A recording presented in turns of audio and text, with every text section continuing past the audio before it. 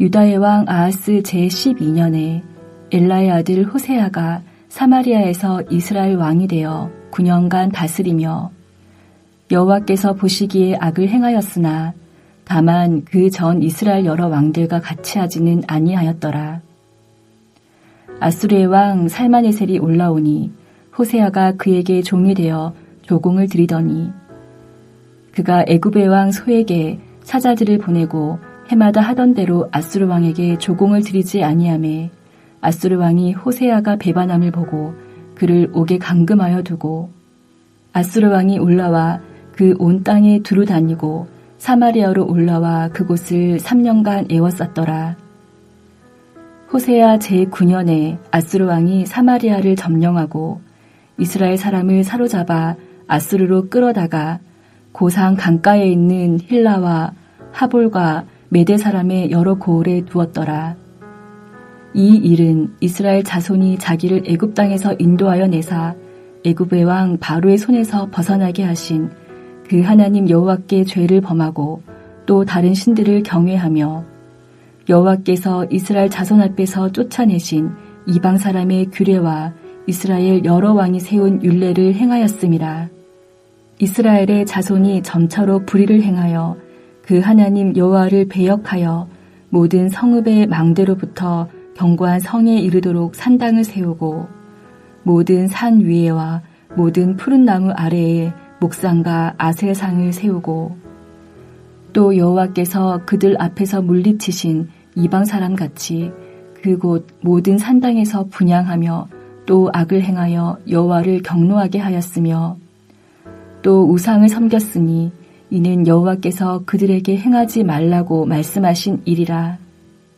여호와께서 각 선지자와 각 선견자를 통하여 이스라엘과 유다에게 지정하여 이르시기를 너희는 돌이켜 너희 악한 길에서 떠나 나의 명령과 율례를 지키되 내가 너희 조상들에게 명령하고 또 내 종 선지자들을 통하여 너희에게 전한 모든 율법대로 행하라 하셨으나 그들이 듣지 아니하고 그들의 목을 곧게 하기를 그들의 하나님 여호와를 믿지 아니하던 그들 조상들의 목같이 하여 여호와의 율례와 여호와께서 그들의 조상들과 더불어 세우신 언약과 경계하신 말씀을 버리고 허무한 것을 뒤따라 허망하며 또 여호와께서 명령하사 따르지 말라 하신 사방 이방 사람을 따라 그들의 하나님 여호와의 모든 명령을 버리고 자기들을 위하여 두 송아지 형상을 부어 만들고 또 아세라 목상을 만들고 하늘의 일월 성신을 경배하며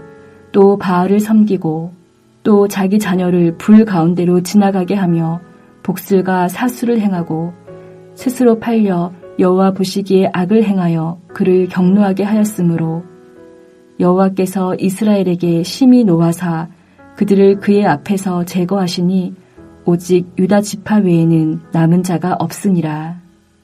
유다도 그들의 하나님 여호와의 명령을 지키지 아니하고 이스라엘 사람들이 만든 관습을 행하였으므로 여호와께서 이스라엘의 온 족속을 버리사 괴롭게 하시며 노략군의 손에 넘기시고 마침내 그의 앞에서 쫓아내시니라.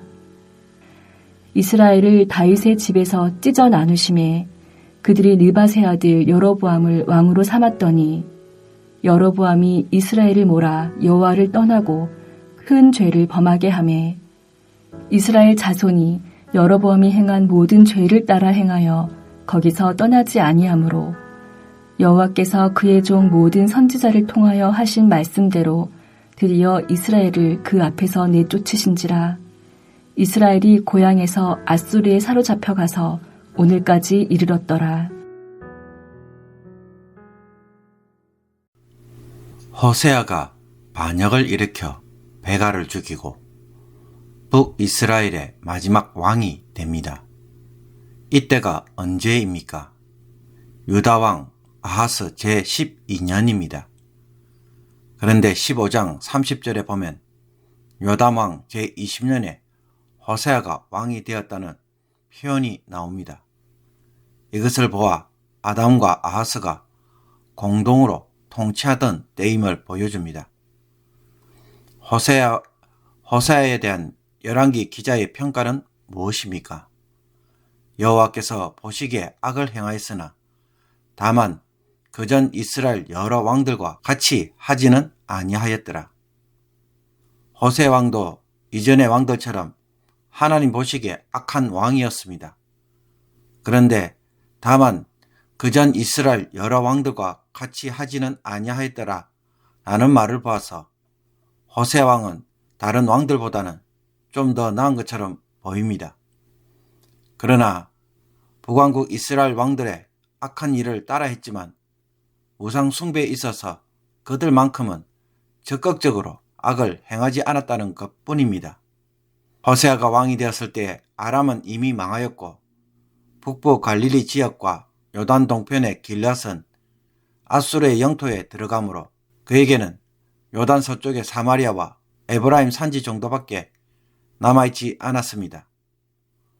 호세아 자신도 아수르의 봉신에 불과하여 디글랏 빌레셀 3세에게 종이 되어 조공을 바쳤습니다. 그러던 중에 호세아는 디글랏 빌레셀 3세에 이어 그의 아들 살만 에셀 5세가 왕이 되자 친아수르 정책을 벌이고 애국과 손을 잡습니다. 이집트의 동부 삼각주 지역을 다스렸던 이집트의 왕 소, 즉 오소르콘 4세에게 사신을 보내어 친이집트 정책을 펼친 것입니다. 그러면서 아수르에게 바치던 조공을 끊어버렸습니다. 그러나 당시의 애굽은 미약하고 분단되어 있는 상태에서 호세아에게 그 어떤 도움을 줄 수 없는 형편이었습니다. 호세아의 이런 배반을 알게 된 살만 에셀 5세는 이스라엘을 향해 쳐들어옵니다. 이에 호세아는 밀린 곡물을 들고 마중 나갔지만 살만 에셀 5세는 호세아를 포로로 잡고 사마리아 성읍으로 가서 3년간 포위합니다.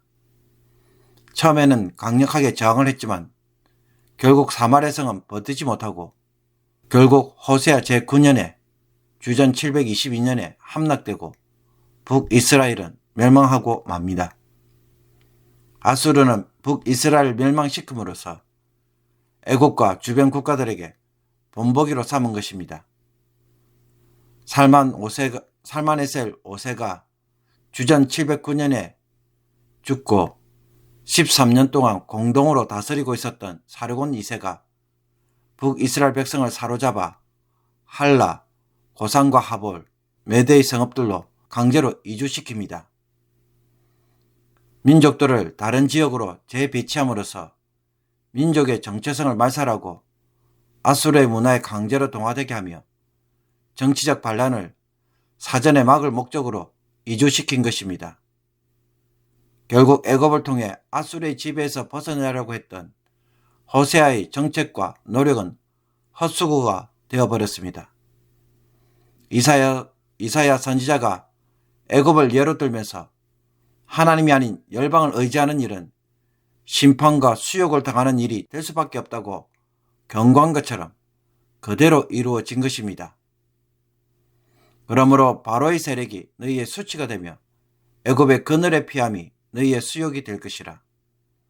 7절부터 41절까지는 북이스라엘의 멸망과 원인에 대하여 길게 설명합니다. 첫 부분인 7절에서 23절까지의 내용은 멸망과 직결된 제목들을 지적하고 있습니다.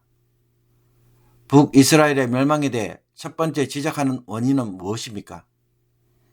애굽 땅에서 인도하여 바로의 손에서 벗어나게 하신 하나님을 버리고 다른 신을 경외하는 죄 때문입니다. 이스라엘은 출애굽을 통해 하나님을 경외하고 섬기며 언약대로 살아야 하는데도 불구하고 다른 신들을 경외하고 우상을 섬겼습니다.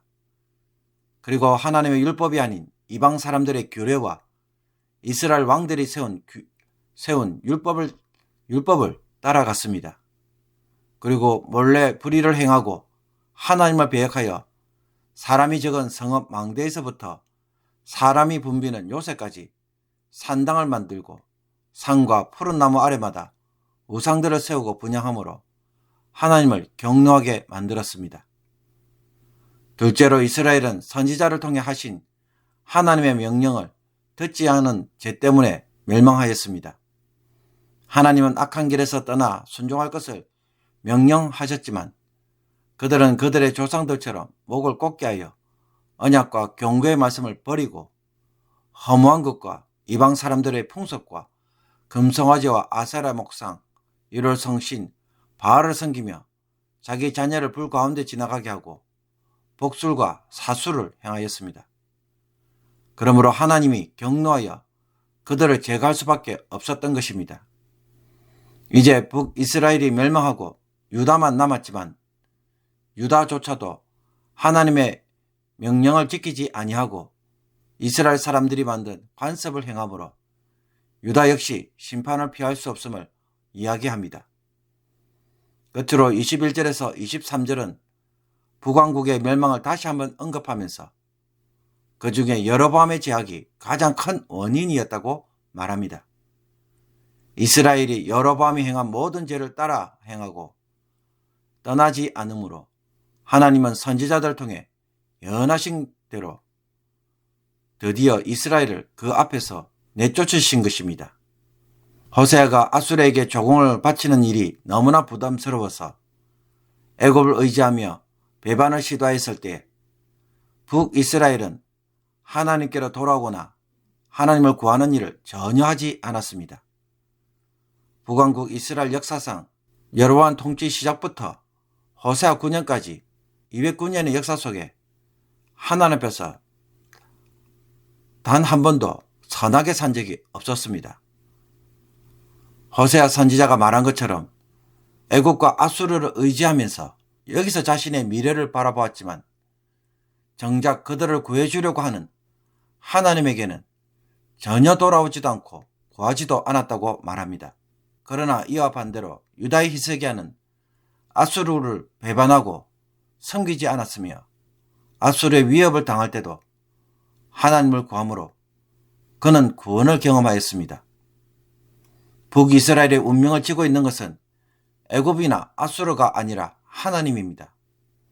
겉으로 보면 아수르 제국의 군사력 앞에 무너진 것처럼 보이지만 둘 다 아수르를 배반하였을 때 유다가 구원을 받았다는 것은 하나님이 나라의 운명을 쥐고 있다는 것입니다.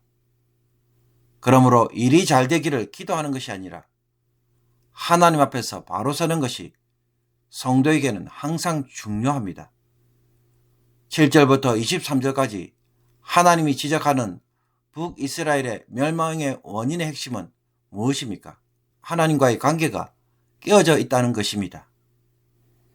지금까지 흘러온 북이스라엘 역사를 돌아볼 때 과연 북이스라엘이 하나님을 전심으로 사랑했던 적이 있었습니까?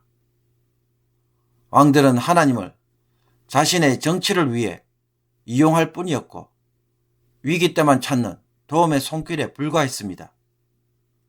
하나님을 사랑해서 그 어떤 길을 걸어가 보겠다고 말한 이들은 아무도 없습니다. 삶의 여러 가지 일들, 결정들, 미래들 다 중요합니다. 그러나 하나님보다는 더 중요할 수는 없습니다. 하나님을 얻고 세상을 잃어버리는 것이 차라리 훨씬 더 나은 결정이고 최고의 결정입니다.